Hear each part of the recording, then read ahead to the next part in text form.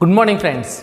देखिए आज हम लोग आपको एमईपी के जो एमसीक्यूज है वो सॉल्व करवाएंगे। ठीक है, तो आज के लेक्चर में देखना दोस्तों, मैंने क्या किया है पता है, मैंने टॉपिक वाइज आपको एमसीक्यू बना के दिए। जैसे कि पहला टॉपिक होगा आपका इन्फ्लेशन, तो यहाँ पे आएगा टॉपिक 1 इन्फ्लेशन। ऐसा तो मैंने टॉपिक वाइज आपको इन्फ्लेशन यानी कि एमसीक्यू बना के दिए, तो आपको इतना ईजी हो जाएगा पढ़ने के लिए, क्योंकि जो टॉपिक उसकी एमसीक्यू है।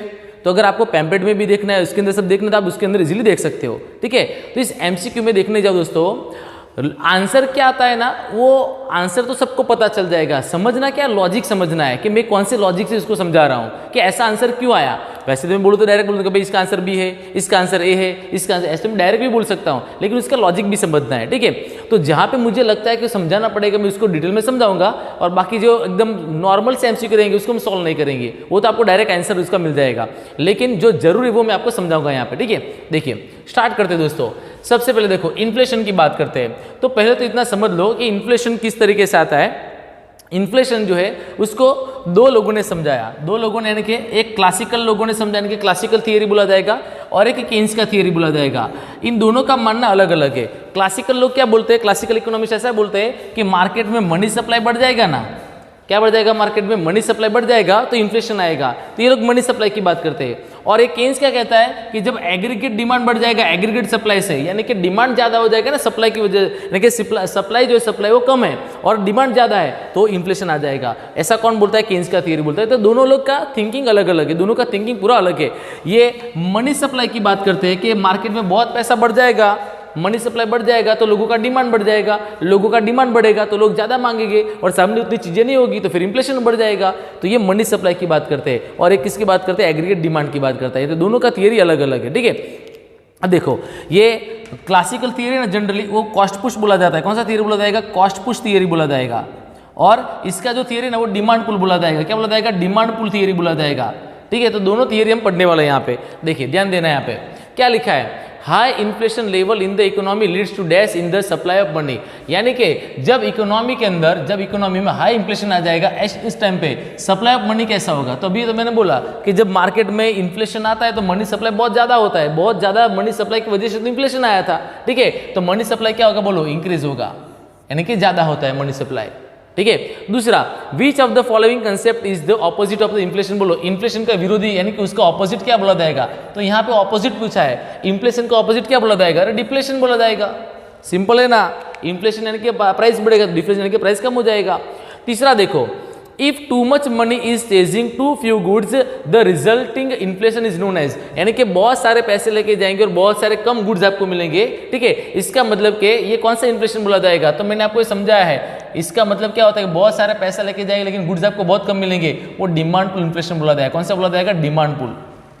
Okay, then after the main causes of inflation in India are, India में इन्फ्लेशन क्यों आता है, उसका मेन रीजन क्या है। देखो तो यहाँ पे समझो, the इनएडिक्वेट rise in the industrial production. देखो हमारा इंडस्ट्रियल प्रोडक्शन इनएडिक्वेट है, यानी कि हमारा प्रोडक्शन कम होता है। तो पहला ये रीजन तो बराबर है, इसकी वजह से मनी सप्लाई जो, इसकी वजह से समझो कि भाई इन्फ्लेशन बढ़ता है। दूसरा, इरेटिक एग्रीकल्चर ग्रोथ, यानी कि हमारा एग्रीकल्चर ग्रोथ इरेटिक है, इरेटिक का मतलब होता है लो, यानी कि हमारा एग्रीकल्चर ग्रोथ भी बहुत कम हो गया है। और तीसरा, डेफिसिट फाइनेंसिंग। अब बोलेंगे सर डेफिसिट फाइनेंसिंग क्या होता है, डेफिसिट फाइनेंसिंग यानी कि हमारे बजट के अंदर जो डेफिसिट आता है उस डेफिसिट को पूरा करने के लिए न्यू करेंसी लानी पड़ती है, न्यू करेंसी इश्यू करनी पड़ती है, तो इसकी वजह से मनी सप्लाई बढ़ जाता है।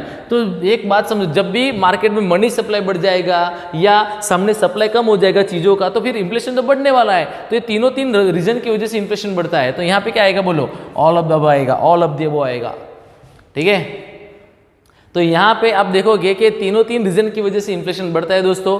देन आफ्टर फिफ्थ नंबर पे देखो, dash is an effective method to control the inflation in the economy. Economy के अंदर अगर आपको इन्फ्लेशन को कंट्रोल करना है तो कौन सा मेथड ज्यादा इफेक्टिव बोला जाएगा, कौन सा मेथड ज्यादा इफेक्टिव बोला जाएगा। देखो तो कैश रिजर्व रेशियो भी ज्यादा इफेक्टिव और बैंक रेट पॉलिसी भी है। आप दोनों में से कोई भी आंसर लिख सकते हो, लेकिन मैं जो लिखवाता हूं आपको ये करेगा तो भी चलेगा। कौन सा, बैंक रेट पॉलिसी। ये दोनों बराबर है, दोनों इफेक्टिव है दोस्तों। आपके पैम्पलेट के अंदर कैश रिजर्व रेशियो दिया होगा, ये भी इफेक्टिव और ये भी इफेक्टिव, लेकिन मुझे ऐसा लगता है कि दोनों में से बैंक रेट पॉलिसी ज्यादा इफेक्टिव है, क्योंकि अभी लेटेस्ट में इसका ज्यादा यूज कर रहे हैं। ठीक है, तो आप दोनों आंसर लिख सकते हो, दोनों राइट बोले जाएंगे, कोई उसमें गड़बड़ नहीं है। देन आफ्टर देखो 6 नंबर पे आगे बढ़ते हैं। देखिए यहाँ पे 6 नंबर पे कौन सा एमसीक्यू आपको दिया गया है। तो 6 नंबर वाला क्या बोलता है, बोलो inflation is measured by, inflation कैसे मेजर किया गया, तो कंज्यूमर प्राइस इंडेक्स में मेजर किया जाएगा, इनके सीपीआई में, क्या बोलते हैं इसको, सीपीआई, कंज्यूमर प्राइस इंडेक्स में मेजर किया जाता है, बराबर। Then after when inflation is a result of an increase in the price of the factor of production, the result is, बोलो, यानी कि फैक्टर ऑफ प्रोडक्शन जो है उसकी प्राइस बढ़ जाएगी, यानी कि उसको प्रोडक्शन करने का खर्चा बढ़ जाएगा और इसकी वजह से इन्फ्लेशन आएगा, तो उसको क्या बोला जाएगा, बोलो, फैक्टर ऑफ प्रोडक्शन महंगा हो गया, यानी कि कॉस्ट ऑफ प्रोडक्शन बढ़ गया है, तो इसको क्या बोला जाएगा, कॉस्ट पुश इन्फ्लेशन बोला जाएगा, जो कॉस्ट की वजह से आता है। अगर डिमांड की वजह से आता है तो डिमांड पुल बोला जाता है, ये तो कॉस्ट की वजह से है तो कॉस्ट पुश बोला जाएगा, ठीक है। Then after the combination of stagnation and the inflation is known as, बोलो, स्टैग्नेशन एंड इन्फ्लेशन दोनों का कॉम्बिनेशन क्या बोला जाएगा, स्टैग्नेशन का मतलब होता है कि अनएम्प्लॉयमेंट बढ़ गया हो, ठीक है, इकोनॉमिक ग्रोथ अपना लो हो गया, तो इसको बोलते हैं स्टैग्नेशन। तो स्टैग्नेशन इन्फ्लेशन अगर दोनों का कॉम्बिनेशन हो जाए इसको क्या बोलते हैं, अरे इसको बोलते हैं स्टैगफ्लेशन। क्या बोलते हैं, स्टैगफ्लेशन। याद रखना, ये स्टैग्नेशन यानी कि अनएम्प्लॉयमेंट बढ़ता जाए, इन्फ्लेशन भी बढ़ता जाए, दोनों एक साथ बढ़ने लगे, इसको हम बोलते हैं स्टैगफ्लेशन आ गया, ठीक है। और ये भयंकर सिचुएशन बोला जाएगा। ऐसा 1970 में आया था, जो अभी चल रहा है, अभी 2022 में ये सिचुएशन बढ़ रही है, बेरोजगारी भी बढ़ गई और इन्फ्लेशन भी बढ़ रहा है। तो जो 1970 में इन्फ्लेशन आया था, ऐसा इन्फ्लेशन अभी 2022 में पूरे वर्ल्ड में आने लगा है, ठीक है। आगे 9 नंबर पे देखो, तो 9 नंबर पे आपको क्या बोला गया है, देखो यहाँ पे, The Reserve Bank of India can take the measure of dash to control the inflation within the country। यानी कि अगर इन्फ्लेशन को कंट्रोल करना है तो आरबीआई को क्या स्टेप लेने पड़ेंगे, तो ऐसा कुछ करना पड़ेगा कि मनी सप्लाई कम हो जाए। पैसा जितना कम करेंगे ना मार्केट से, उतना हमारा इन्फ्लेशन कम होता जाएगा। तो रेशनिंग ऑफ क्रेडिट करना पड़ेगा। रेशनिंग का मतलब होता है लिमिट रखना, और क्रेडिट का मतलब होता है लोन। तो लोन का लिमिट जो है ना उसको कंट्रोल करना पड़ेगा, ज़्यादा लोन नहीं देने का, सबको लोन नहीं देने का। तो धीरे धीरे मार्केट से पैसा कम होता जाएगा तो इन्फ्लेशन कंट्रोल में आ जाएगा, ठीक है। इन शॉर्ट मनी सप्लाई को कंट्रोल करना पड़ेगा, ठीक है। तो उसके बाद देखते हैं आगे, देखिए 10 नंबर पे क्या है, Which one of the following steps taken by the government of India effectively control the double digit of rate of inflation in the economy in the 1970? बोलो, 1970 में डबल डिजिट में इन्फ्लेशन हो गया था, तो उसको कंट्रोल करने के क्या किया गया था, अरे भाई इसको कंट्रोल करने के लिए किया गया था, कंटेन द अनप्रोडक्टिव एक्सपेंडिचर, फालतू खर्चे कम किए गए थे, एंड बजट डेफिसिट उसको भी कम किया गया था। दोनों को कंट्रोल करना पड़ेगा, ठीक है। तो ये दोनों स्टेप उठाए गए थे। देन आफ्टर देखने जाओ 11 नंबर पे, देखो 11 नंबर पे क्या है, कंसीडर द फॉलोइंग स्टेटमेंट्स। ये स्टेटमेंट का आपको पढ़ना है, क्या लिखा है देखो, higher inflation indicates higher demand and suggest entrepreneurs expand their production level. देखो तो आपको ये बोलना है, देखो यहाँ पे ना 12 नंबर हो गया, 12 नंबर नहीं आएगा, इसको कैंसिल कर देना यहाँ से। ये पूरा एक क्वेश्चन है, ठीक है, पूरा एक क्वेश्चन बोला जाएगा। यहाँ पर भी क्वेश्चन है, देखो ये यहाँ पे क्वेश्चन बनेगा, which of the statement is in correct, दोनों में से कौन सा इन करेक्ट ऐसा बोलना है। देखो तब पहले स्टेटमेंट में क्या बोला है, देखो याद रखना, जब भी हाई इन्फ्लेशन होता है ना, सुनना ध्यान से, हाई इन्फ्लेशन होता है तो परचेसिंग पावर लोगों का कम हो जाएगा, लोगों का डिमांड कम हो जाएगा और प्रोडक्शन को भी कम करना पड़ेगा। अगर हाई इन्फ्लेशन आ गया तो ऐसा करना पड़ेगा।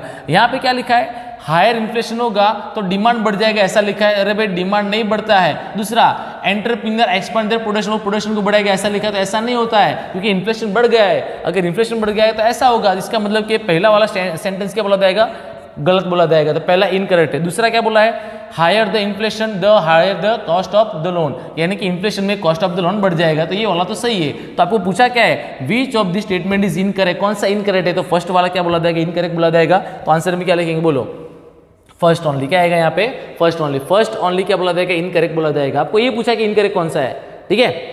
देन आफ्टर 12th नंबर पे चलते हैं।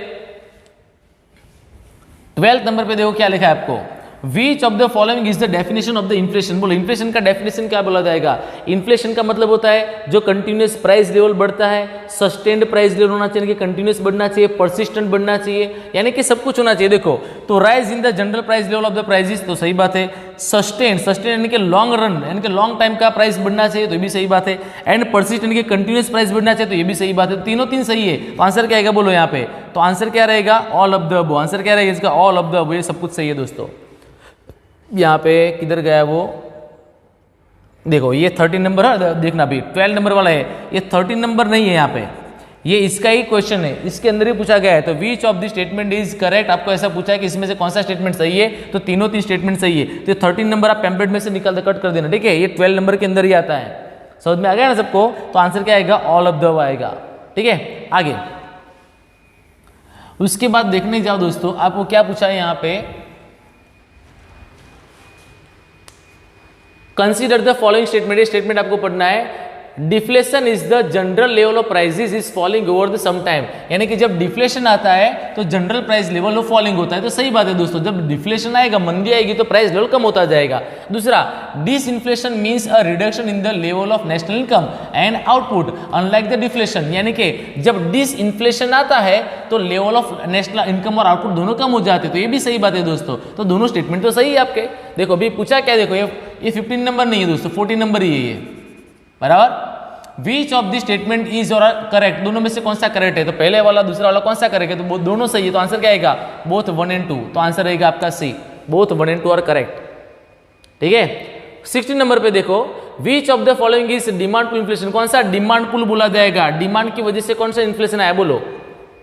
तो ऐसा लिखा पेस्ट में, according to the monetarist it is the demand increase over the same level of the supply और the supply decrease with the same level of demand, neither of them और बोथ ऑफ देम। बोलो क्या आएगा यहाँ पे, आपको जो पूछा गया उसका आंसर बोलिए।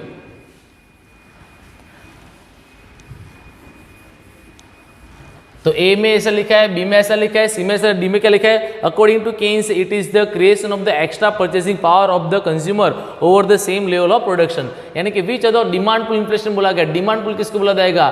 तो डिमांड ज्यादा हो जाएगा, बराबर, इसकी वजह से प्रॉब्लम आएगा। तो यहाँ पे आंसर रहेगा आपका A, according to the monetarist वाला। ठीक है, ये यहाँ पे लिखना है आपको, according to the monetarist it is that demand increase in the same level. ठीक है, ये बराबर है आंसर आपका। आगे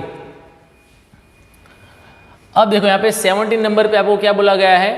consider the following statement, statement पढ़ना है। First, for the monetarist a particular level of money supply for a particular level of production healthy for the economy. सही बात है दोस्तों कि मार्केट में पर्टिकुलर लेवल का मनी सप्लाई होना चाहिए, वो हेल्दी बोला जाएगा, यानी कि मार्केट में थोड़ा तो पैसा होना चाहिए ना, मनी सप्लाई तो होना चाहिए, वो सही बोला जाएगा। दूसरा, extra creation of money over the same level of production causes inflation, यानी कि ज्यादा पैसा आ जाएगा ना मार्केट में तो इन्फ्लेशन बढ़ जाएगा, ये भी सही बात है, ज्यादा पैसा आएगा तो इन्फ्लेशन बढ़ जाएगा। एंड तीसरा, monetarist accepted this Keynesian theory of inflation, monetarist लोगों ने केन्स का थियरी एक्सेप्ट किया तो नहीं किया, इसका थियरी एक्सेप्ट नहीं किया है, तो पहला और दूसरा से ये तीसरा रॉन्ग है। आपको पूछा क्या, देखो यहाँ पे 18 नंबर नहीं आएगा, ये 18 नंबर नहीं है, यहाँ पे क्या आएगा? विच ऑफ द स्टेटमेंट इज और करेक्ट, कौन सा स्टेटमेंट सही है? तो फर्स्ट दो सही है, क्या फर्स्ट एंड टू, तो यहाँ पे आएगा ये 1 and 2 ओनली, दो स्टेटमेंट सही है। ठीक है, थर्ड वाला तो रॉन्ग है, बराबर है। आगे 19 नंबर देखो अभी, यानी कि 17 के बाद ये आपको 19 नंबर जो दिया है वो ऐसे तो 18 नंबर पे आएगा, लेकिन आपको जो नंबर आपके पेमेंट के हिसाब से देखने का। कंसीडर द फॉलोइंग स्टेटमेंट, ये स्टेटमेंट पढ़ते हैं हम लोग, the government may take records to tighter the monetary policy to cool down the either the demand pull and cost pull inflation, यानी कि डिमांड पुल वाला इन्फ्लेशन हो या कॉस्ट पुश वाला कोई भी इन्फ्लेशन हो, अगर उसको कूल डाउन करना है, उसको रिड्यूस करना है तो गवर्नमेंट को टाइट मॉनेटरी पॉलिसी यूज करना पड़ेगा। सही बात है, गवर्नमेंट को टाइट मॉनेटरी पॉलिसी यूज करना पड़ेगा, तभी तो इन्फ्लेशन कंट्रोल में आएगा, तो ये सही है पहला वाला। दूसरा, this is intended to increase the money supply in the economy, नहीं भाई, मनी सप्लाई को इंक्रीज करने के लिए ऐसा नहीं किया जाता है, मनी सप्लाई को डिक्रीज करने के लिए ऐसा किया जाता है। टाइट मॉनेटरी पॉलिसी का मतलब क्या होता है? मनी सप्लाई को कम करने के लिए यूज किया गया है। तो ये वाला जो लिखा है कि भाई ऐसा करके आप मनी सप्लाई को इंक्रीज करना चाहते हो, तो ये गलत है, तो दूसरा वाला गलत है। फर्स्ट वाला सही है, दूसरा वाला गलत है। आपको पूछा क्या है, बोलो। तो यहाँ पे 20 नंबर नहीं आएगा, क्या आएगा बोलो? विच ऑफ द स्टेटमेंट इज और ए करेक्ट, कौन सा करेक्ट बोला जाएगा? तो फर्स्ट वाला करेक्ट है, तो आंसर क्या आएगा? ए, बराबर। ठीक है, तो ये समझ में आ रहा है सबको? जहाँ पे मैं करेक्शन कर रहा हूँ, करेक्शन करते रहना, पेम्पलेट के अंदर गड़बड़ ना हो जाए। ठीक है, चलिए अभी आगे बढ़ते हैं। देखिए उसके बाद आपको क्या दिया दोस्तों, यहाँ पे 21 नंबर पे देख लेते क्या है। कंसीडर द फॉलोइंग स्टेटमेंट, ये स्टेटमेंट आपको पढ़ने बोलने का कौन सा सही कौन सा गलत है। देखो पहला, the long term measure is to cool down the inflation is to make money costlier, यानी कि मनी को कॉस्टली कर दो, मनी को महंगा कर दो, तो आप इन्फ्लेशन को कंट्रोल करोगे लॉन्ग टर्म में। नहीं दोस्तों, ये लॉन्ग टर्म में काम में नहीं आता है, कहाँ पे काम में आता है? शॉर्ट टर्म में काम में आता है। ये पॉलिसी तो शॉर्ट टर्म में काम में आएगा, लॉन्ग टर्म में काम में नहीं आएगा, यानी कि ये क्या बोला जाएगा? गलत बोला जाएगा, ये स्ट्रेटेजी गलत है। दूसरा, the short term is to increase the bank rate and repo rate, सही बात है, अगर शॉर्ट टर्म में आपको कुछ इंक्रीज करना है तो बैंक रेट और रेपो रेट को इंक्रीज कर देने का, तो ये सही बात है। तीसरा, other short term is measured is to increase the production, यानी कि अगर आपको शॉर्ट टर्म के अंदर कंट्रोल करना है तो आपको इन्फ्लेशन बढ़ा, यानी कि प्रोडक्शन को बढ़ा देना चाहिए, तो ये नहीं दोस्तों, ये शॉर्ट टर्म में प्रोडक्शन कभी नहीं बढ़ता है, लॉन्ग टर्म में प्रोडक्शन बढ़ता है। तो पहला और तीसरा गलत है, सिर्फ दूसरा वाला राइट है। आपको क्या पूछा बोलो यहाँ पे? आपको यहाँ पे पूछा गया है विच of the statement is correct, कौन सा करेक्ट है, तो सिर्फ पहले वाला करेक्ट है, तो आंसर क्या आएगा सी। क्लियर अभी है? तो इस तरीके से आप, सॉरी हाँ बराबर आंसर सी रहेगा। तो इस तरीके से आपको ये समझना है कि भाई क्या बोला गया है। जब तक लॉजिक नहीं समझोगे, लॉजिकली नहीं जाओगे तो ये समझ में नहीं आएगा। जिसने मेरे लेक्चर देखे, जिसने मेरा वीडियोस देखे, जिसने पढ़ा है समझा है, उसको कोई प्रॉब्लम नहीं होगी। ठीक है, रट्टा मारने वालों को प्रॉब्लम हो जाएगी दोस्तों। तो सिंपल सा लॉजिक है। फिर आगे देखते हैं 23 देखो, which of the following is also known as jumping inflation. बोलो किसको जंपिंग, जंपिंग का मतलब होता है जो बहुत तेजी से बढ़ता है, इसको हाइपर भी बोल सकते हो। तो किसको हाइपर इन्फ्लेशन बोला जाएगा, किसको जंपिंग बोला जाएगा, तो गैलोपिंग को। तो गैलोपिंग इन्फ्लेशन जो है उसको आप हाइपर भी बोल सकते हो और जंपिंग भी बोल सकते हो। ठीक है, देन आफ्टर 24 पे देखो, कंसीडर द फॉलोइंग स्टेटमेंट्स। आपको स्टेटमेंट पढ़ना है, बताना कि इसमें क्या सही क्या गलत है। ठीक है, चलो इसको ऊपर लेके जाओ, देखते हैं इसके अंदर क्या है। देखिए भी यहाँ पे 24 नंबर पे, कंसीडर द फॉलोइंग स्टेटमेंट। पहला स्टेटमेंट पढ़ते हैं, राइजिंग इन्फ्लेशन। देखो इन्फ्लेशन बढ़ रहा है, rising inflation indicates rising aggregate demand. तो पहली बात तो ये गलत है, जब इन्फ्लेशन बढ़ता है तो डिमांड कभी बढ़ता नहीं है। एंड इंडिकेटिंग परचेजिंग कैपेसिटी, यानी कि परचेजिंग कैपेसिटी भी बढ़ेगा, एक गलत है। ऐसा नहीं होता है दोस्तों, जब इन्फ्लेशन बढ़ता है तो डिमांड भी कम हो जाएगा और परचेजिंग पावर भी कम हो जाएगा। लेकिन यहाँ पे क्या बोला गया कि दोनों बढ़ रहे हैं, तो पहला बात के पहला स्टेटमेंट एकदम गलत है। दूसरी बात, higher inflation suggest the producer to increase their production level as it is generally consider as indication of their higher demand in the economy. तो यहाँ पे ऐसा बोला गया है कि भाई जब इन्फ्लेशन बढ़ेगा तो भाई जो प्रोड्यूसर उसको भी अपना प्रोडक्शन बढ़ाना चाहिए। तो ये भी गलत बात है दोस्तों, दोनों स्टेटमेंट गलत है। तो आपको ये पूछा गया है यहाँ पे, देखो which of the statement is और इनकरेक्ट, कौन सा स्टेटमेंट इनकरेक्ट बोला जाएगा, तो बोलो दोनों गलत है। तो क्या आएगा आंसर, बोथ 1 and 2, दोनों स्टेटमेंट गलत है दोस्तों यहाँ पे। ठीक है, आगे देखते हैं। उसके बाद आपको 26 नंबर वाला दिया है, 26 नंबर पे देख लेते हैं। बोलो क्या है, अभी टॉपिक 2 चालू हो गया। कौन सा, टाइप्स ऑफ इन्फ्लेशन वाला। इन्फ्लेशन के टाइप समझाओ, देखो फटाफट देख लेते हैं इसको। Inflation is reflected in the sustained upward movement in the price index. बोलो कौन से प्राइस इंडेक्स में अपवर्ड मूवमेंट आएगा, जब इन्फ्लेशन आएगा तो सब में आएगा। इस सब के अंदर अपवर्ड मूवमेंट है, तो आंसर क्या आएगा, ऑल ऑफ द अबव, सभी इंडेक्स बढ़ जाते हैं। 27 पे देखो, consider the following statement and state which is are true. पहला देखो, a price rise of 2 to 3% per annum in the developed countries and 4 to 5% annum in the developing economies is generally considered as the desirable rate of inflation। सही बात है दोस्तों, हमारी जैसी country में हर साल 2 to 3, हमारी जैसी कंट्री में हर साल 4 to 5% जितना इन्फ्लेशन बढ़ना चाहिए और डेवलप कंट्री में 2 to 3% बढ़ना चाहिए। तो दोनों अच्छी बात है, दोनों डिजायरेबल है। तो आंसर क्या आएगा, बोलो 1 and 2 दोनों सही है, दोनों स्टेटमेंट सही बोले जाएंगे। बोथ 1 and 2 आर करेक्ट, दोनों स्टेटमेंट सही बोले जाएंगे। ठीक है, क्योंकि इतना इन्फ्लेशन तो दोनों कंट्री में हर साल होना ही चाहिए। देन आफ्टर देखते हैं हम लोग दोस्तों यहाँ पे 28 पे देखो, a single digit rate of annual inflation क्या बोला जाएगा, बोलो सिंगल डिजिट वाला इन्फ्लेशन क्या बोला जाएगा, उसको मॉडरेट भी बोलेंगे और क्रिपिंग भी बोलेंगे, दोनों बोले जाएंगे। मॉडरेट इन्फ्लेशन, क्रिपिंग इन्फ्लेशन दोनों बोला जाएगा। तो आंसर क्या रहेगा, बोलो बोथ ए एंड बी रहेगा। बराबर, आगे बढ़ते हैं।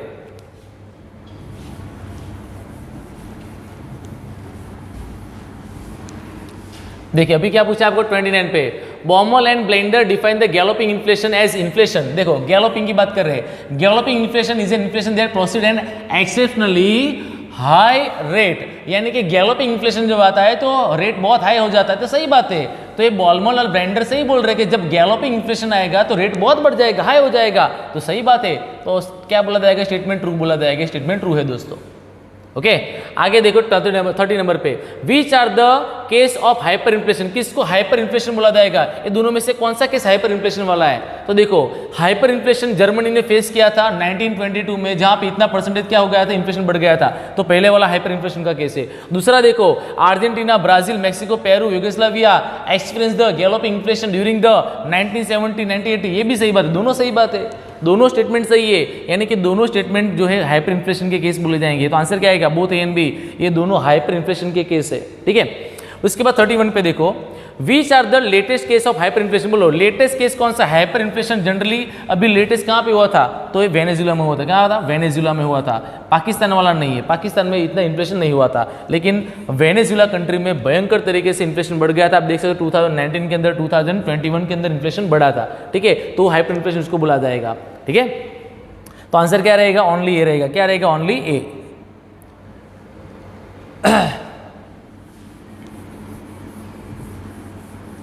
अब इसके बाद देखो क्या दिया आपको यहाँ पे,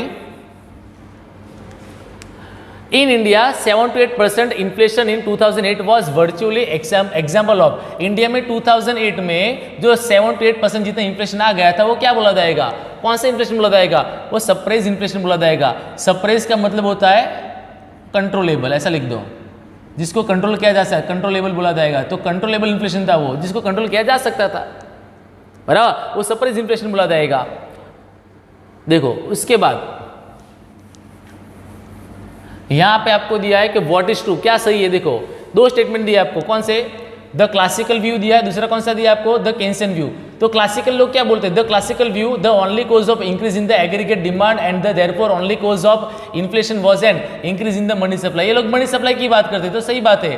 क्लासिकल लोग तो मनी सप्लाई की बात करते थे कि इसकी वजह से इन्फ्लेशन आएगा, तो सही बात है। दूसरा, केन्स किसकी बात करता था, वो एग्रीगेट डिमांड की बात करता है। देखो according to Keynes the aggregate demand might increase because of the increase in the real factor. तो ये भी सही है, ये एग्रीगेट डिमांड की बात करता है और किसकी बात करता है, मनी सप्लाई की बात करता है, दोनों सही है। तो स्टेटमेंट क्या आएंगे, बोलो, बोथ 1 and 2 दोनों स्टेटमेंट सही बोले जाएंगे। बराबर। उसके बाद थर्ड नंबर का टॉपिक देख लेते हैं, इन्फ्लेशनरी गैप है डिफ्लेशनरी गैप। देखो याद रखने का दोस्तों, इन्फ्लेशनरी गैप का मतलब क्या है, जब एग्रीगेट डिमांड ज्यादा हो जाता है एग्रीगेट सप्लाई से तो इन्फ्लेशनरी गैप आएगा, और जब एग्रीगेट डिमांड कम हो जाए और एग्रीगेट सप्लाई ज्यादा हो जाए तो डिफ्लेशनरी गैप आएगा। ठीक है, तो इन्फ्लेशनरी गैप और डिफ्लेशनरी गैप का सिंपल ये फॉर्मूला आपको याद रखना है। देखिए, according to whom inflationary gap is the gap between the planned expenditure and the real output available at the full employment. यानी कि किसने ऐसा डेफिनेशन दिया था, तो केन्स ने दिया था। केन्स का इकोनॉमिक्स ऐसा बोलता है। ठीक है, उसके बाद देखो 36, inflation can result when either, inflation जो है बराबर, उसके आने का रीजन क्या, देखो inflation can result either consumption demand increase, investment demand increase, government expenditure rise causing an increase in the aggregate demand with unchange aggregate supply. ये सब कुछ हो जाएगा दोस्तों, इसकी वजह से इन्फ्लेशन आता है। तो आंसर क्या आएगा, ऑल ऑफ द वे, सबकी वजह से इन्फ्लेशन आता है। बराबर, आगे बढ़ते हैं। देखिए उसके बाद आप देखो दोस्तों भी क्या पूछा गया आपको, इन्फ्लेशनरी गैप का मतलब क्या होगा, इन्फ्लेशनरी गैप का मतलब क्या होगा, तो एग्रीगेट डिमांड ज्यादा हो जाएगी एग्रीगेट सप्लाई से, सही बात है। यानी कि टोटल डिमांड ज्यादा है टोटल सप्लाई से, सही बात है। एग्रीगेट सप्लाई कम है एग्रीगेट डिमांड ज्यादा है, तो ये भी सही बात है, सब कुछ सही है। इसको तो हम लोग बोलते हैं इन्फ्लेशनरी गैप। तो तीनों तीन स्टेटमेंट से ध्यान से देखने का, बहुत से लोग से भी ये टिक मार्क कर लेंगे, ऐसा नहीं भाई सब कुछ देखो ना।